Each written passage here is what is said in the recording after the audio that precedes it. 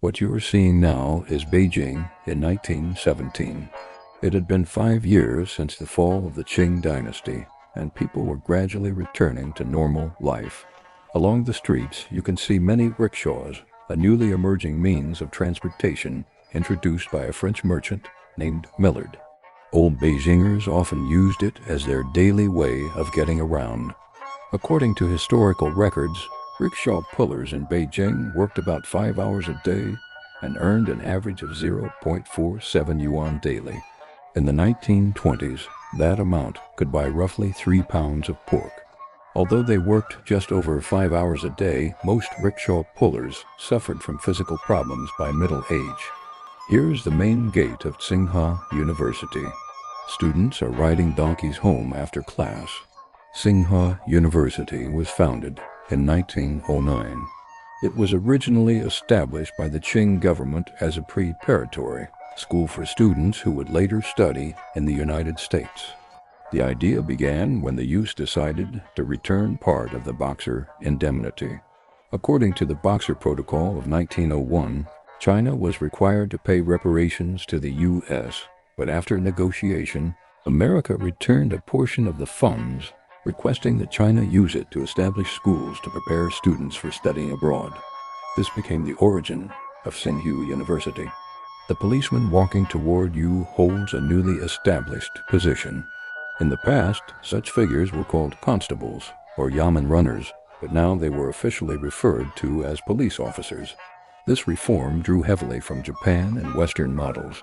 Unlike the old constables, the new police were granted broader authority, including traffic control, sanitation inspection, household registration, and market supervision.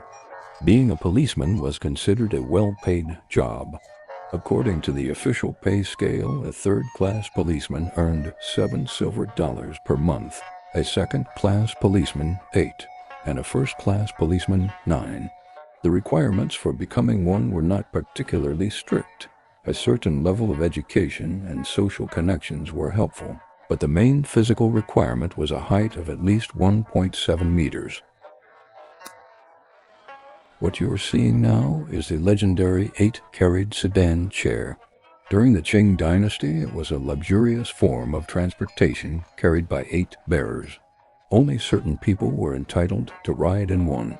Officials of third rank or higher used 4 bearers within the capital and 8 when traveling outside.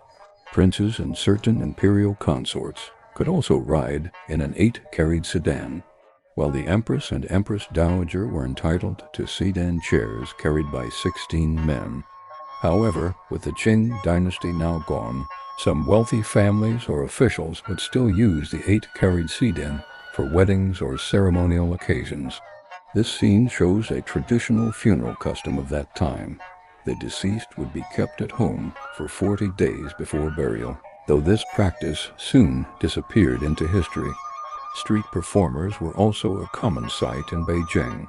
In reality, most of them did not possess any extraordinary skills.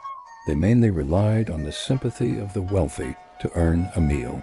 Here we see a local market where vendors sold fruits, vegetables, and food. But most of the goods were handmade crafts, woven items, and daily tools made for a small income. For old Beijingers, daily life would not be complete without bird walking, taking pet birds out in cages. It was said that for them, walking their birds was even more important than eating. As the saying went, Jiajiang noodles must have yellow sauce, and a man without a bird cage is incomplete. Without sauce, noodles lose their soul. Without caged birds, one is no true Beijinger. After the fall of the Qing Dynasty, with the establishment of the Republic and the rise of new ideas, social customs underwent dramatic changes that deeply affected everyday life. In terms of hairstyle and clothing, cutting the queue and changing attire became fashionable. Men abandoned the traditional queue and began wearing short hair. While long gowns and mandarin jackets remained common, Western suits and Sun Yat-sen jackets gained popularity among intellectuals and young people in cities. Women's clothing also became simpler, and the movement to unbind feet spread widely. The old custom of foot binding gradually disappeared, making daily activities far more convenient. In etiquette and forms of address, the traditional kneeling and bowing rituals of the Qing were replaced by handshakes and nods. Titles, such as Master or Lord, gave way to Mr. or Sir. Even in ordinary social interactions, hierarchical barriers began to fade. In daily life, modern schools, newspapers, and cinemas entered people's routines. Some urban households began using electric lights and running water. Traditional private tutoring gave way to modern education systems. People gained new ways to acquire knowledge and information. Their daily habits and cultural life gradually moved away from the traditions of the Qing era, marking the dawn of a new age in China's modernization.